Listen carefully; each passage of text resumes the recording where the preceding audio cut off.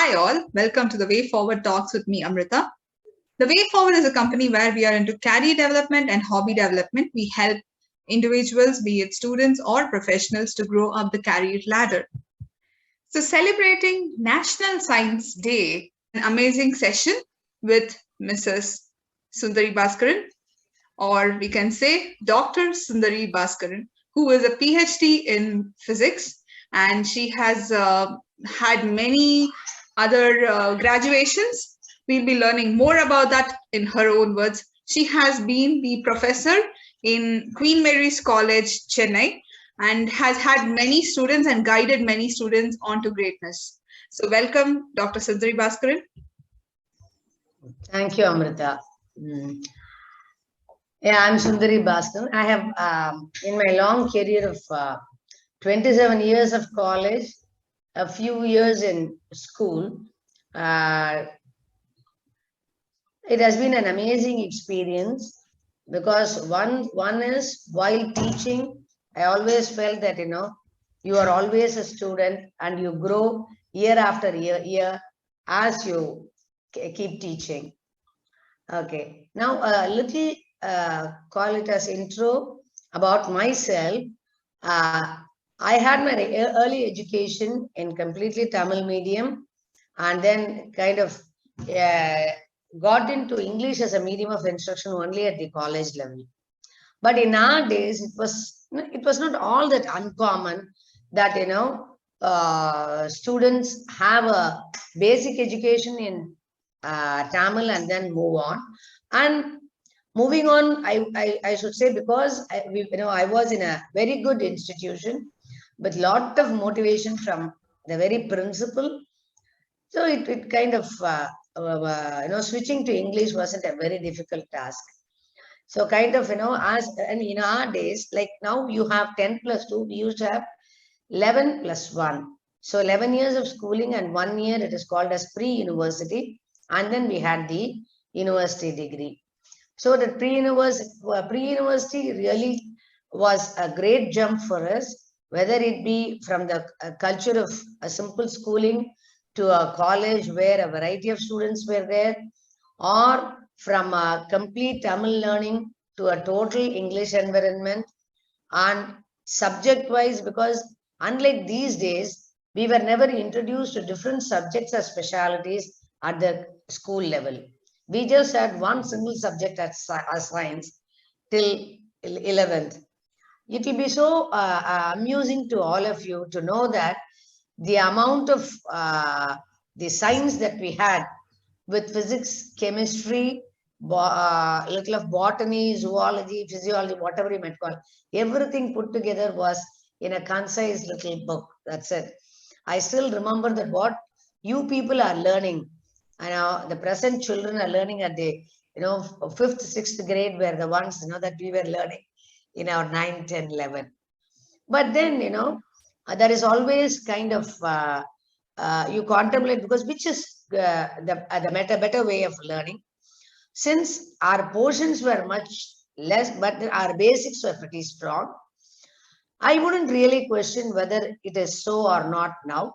But since a lot of information, knowledge sharing, everything is given at the present generation level, so it becomes the individual's choice to go deeper or wider. Whereas for us, it was going deeper was that was not even a choice. It was a natural takeaway of the education. That is one thing I still have an appreciation for it. But nevertheless, I have a lot of adoration for the present education system, which only makes people of our age feel that, no, the human mind and brain can absorb so many things. And, let us not underestimate the power of logical thinking, problem solving, understanding complex problems and finding solutions. That is one thing, this many years of teaching that have taught me, I would say. And about this, changing over to the language is concerned, one thing, because I would be failing in my duty if I don't mention that. Our principal in the very first meeting, when we entered pre-university, all that she said was, here is a mixture of students, some from elite, because those days matriculation means it's very great. Unlike now, because matriculation students, their syllabus was much higher. They were doing 2 papers in science, 2 papers in maths, 2 papers in English. Their English level was much, much higher. And they used to read a lot of, little novels, story books, unlike us. So kind of, so she said, so you have a variety here. So my only suggestion to all these children who come from the Tamil medium is, think in English, dream in English. And since it was an age where, it's still kind of molding and growing, we all took, at least I took it in the literal sense. Literally every night, before going to sleep, I used to tell myself, come on, I have to dream in English. I have to dream in English, kind of, And initially it was very tough. But one beautiful thing about it was, whatever was being taught in the class, since we had the principal's advice and our learning of 11 years of Tamil, the brain, so quickly translated. The ears will hear the English, and almost at the same time, with no time lag, the brain will do the translation and the mind will absorb in Tamil.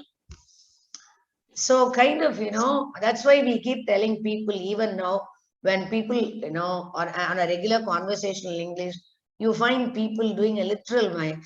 So like, in Tamil, we say, poit Wednesday, okay, I'll go and come. So kind of there is a literal translation or transliteration of those things, because the mind thinks in English and, you speak, the mind thinks in Tamil and you speak in English, kind of. But this college and the 4 years of that is pre-university and the 3-year undergrad one, it helped us so much in slowly moving off in more and more, less and less of brain translating and more of absorbing direct.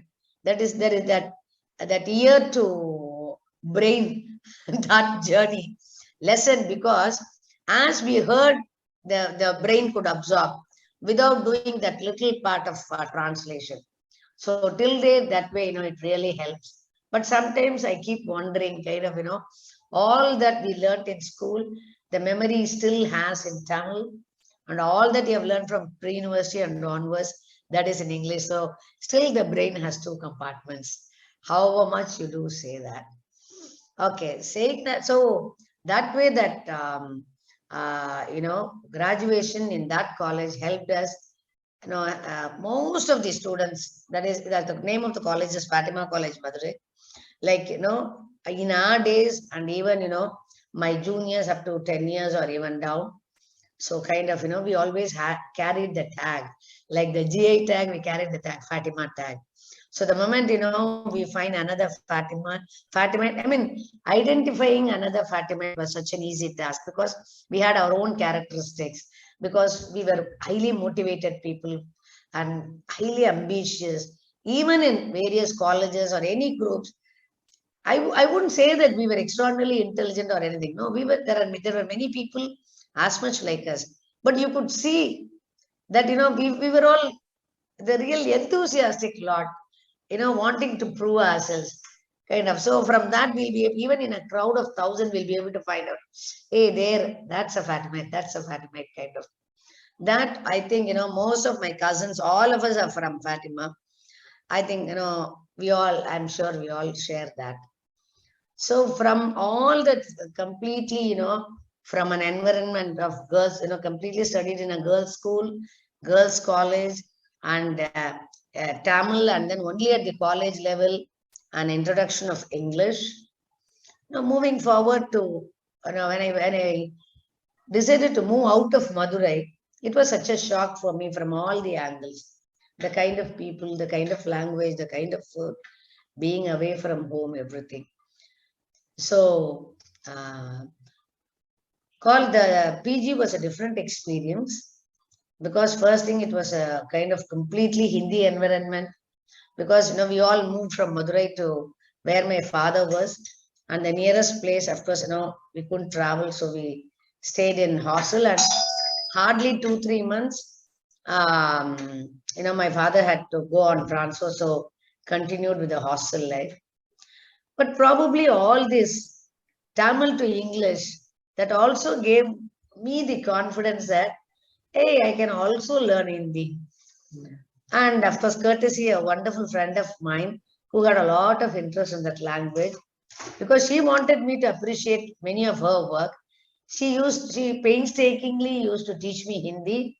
So with my Hindi knowledge, then I used to understand all the literary work that she used to write. So kind of, a person with no knowledge of Hindi too, appreciating those little couplets or nice, old Hindi and Urdu songs to dialogues, everything. So that again, apart from academics, that I consider as one of the wonderful growths. Even today, I'm pretty comfortable in Hindi, in spite of the fact that I have never had a formal learning of Hindi.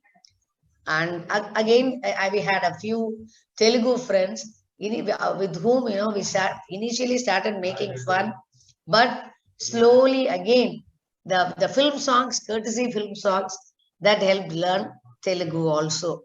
But maybe I wouldn't call my proficiency very high, but still fairly high enough to manage if I am thrown in a Telugu area, kind of, with lot of appreciation of even the good Carnatic Telugu songs of Tyagaraja Kritis. I'll be able to decipher to a good extent, though not wonderfully well. So that was, apart from academics, that was one great learning, moving away from home.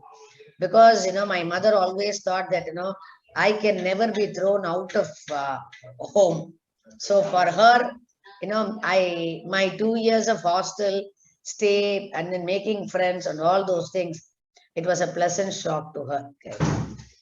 And then from my MSc, in my MSc, I had a wonderful professor who motivated. But for him, I don't think my further studies would have been really possible.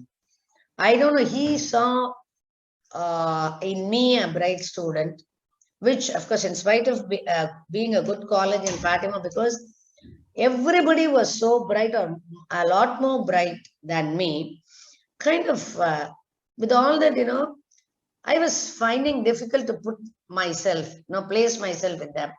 But once I moved here, I don't know, my professor was able to find out my hidden brilliance, and, he literally ignited it. He used to tell me, no, Sundari, you will have to, he wouldn't let me go, not yap around, talk, or get into any of the other activities.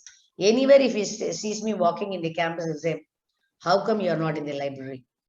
He used to get all the professor's library card, give it to me. He'll say that, no, I will check in the library whether you are using all the cards. And he'll keep on asking what book I took, what did I do. Kind of, then I thought, oh, somebody is taking so much interest. I need to prove. And then he said, I'm looking forward to a very wonderful performance from you. I need to. So I thought, even today, I just think that apart from my mom, who dreamt that, I should qualify and I should grow. This professor was the one who made me do that. And, I got university second rank in first MSc.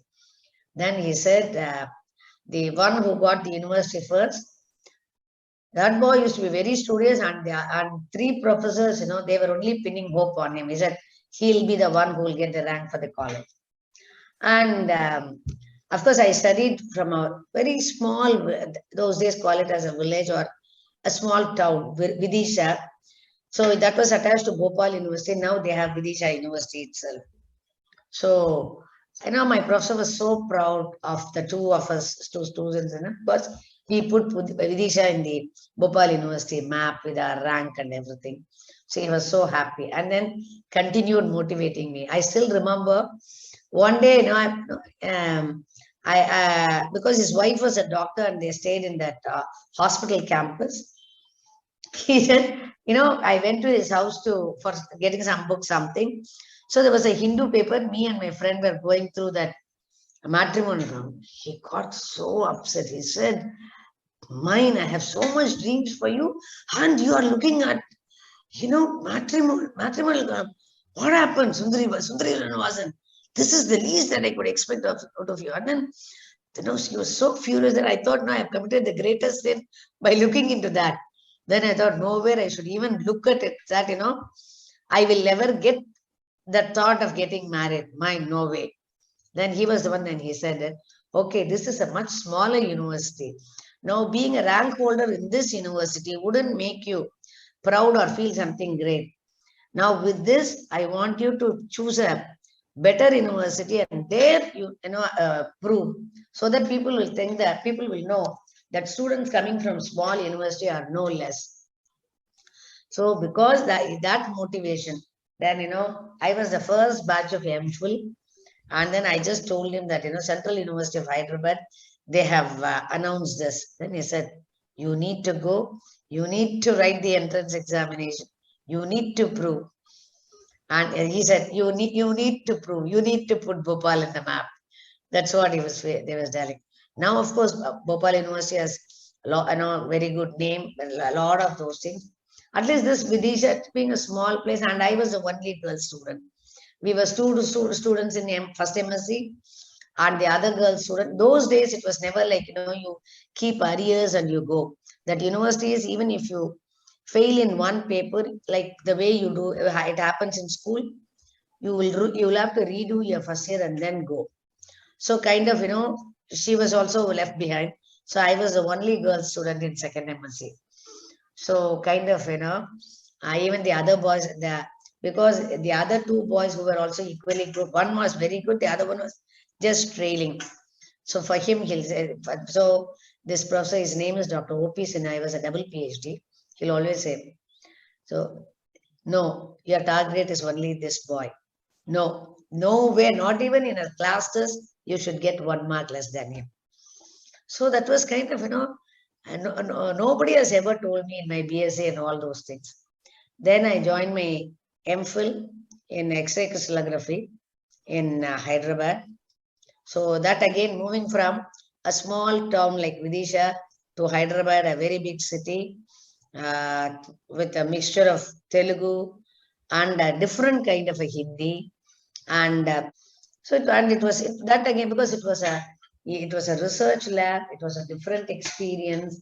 So further motivation, mine, because unlike being in a college, like when you go into a research lab, because everybody around is busy, everybody talking about this, either a research work that they do or something happening in the subject around the world where they want to get connected, or they want to, get related work and all those things. I mean, there isn't any simple thing of just getting a degree and going. So one more motivation. So where, everybody around is working on some research project or the other. Even the simple lab assistants or a fellow, a tea boy, because the tea boy's awareness is much different from a tea boy in an engineering college or in an arts and science college, because the environment is like that, because everybody will be, when he supplies that. And of course, we didn't have a tea boy, and then we'll have a tea time with our neighboring photography department, because those days, X-ray crystallography involved a lot of, physical X-ray photography and then analyzing that. So we had a lot of coordination with them. So even the tea time, we were only discussing how their photography is different from that, and how our analysis should go, and where we should in this thing, or how our developer or fixer solutions. So it will be always, even in the simple thing, not stressfully, even with fun. I don't remember us discussing about a film music or some story or anything else. So that was a further motivation, and we used to have regularly such lectures from such great people from either Osmania University or many universities, Madras University, Pune University, and all. So mind all one side, my professor's motivation. Second, with this environment, all the 5 of us decided, no, we will not stop with the MPhil. We will not take up a job. No, we will run to this thing. But of the 5, 2, because one fellow, he had he had a financial obligation. He said, right now I'll try taking up a job, but my dream will be only to be a doctorate sometime. He was from Punjab. He was from Rajasthan, Sikh from Rajasthan. The another was a very good friend of mine. She was working in Hyderabad. Believe me, she was 6, 7 years senior to us. She took 1 year leave, did this. She excelled in all the subjects, then went back to work. Then in 2 to 3 years, then she joined PhD, part-time PhD, converted into full-time, finished in a record time. The professor still praising that hers is one of the best PhDs, kind of. So, kind of, see, sometimes I feel it is not alone you for your motivation, your teachers, your friends, your environment, that matters so much. Where you are decides what you will turn out to be, kind of. And probably I really thank God, because God put me at the right place at the right time. Sometimes I used to feel, after after 40 years, all our BSc friends, we got together now almost for a year or so. We are all, we have formed a group, many of us, not the entire 19, but many of us. But still, I feel the growth that I have had probably would not have been so if I had been in Madurai. Because except the two of them, most of them, after finishing MSc, they joined immediately as a lecturer in some college, something, and all those things. Some of them tried getting into PhD. Many of them didn't do that even. So sometimes I feel God has a reason. Even that displacement, it only did good to me than otherwise.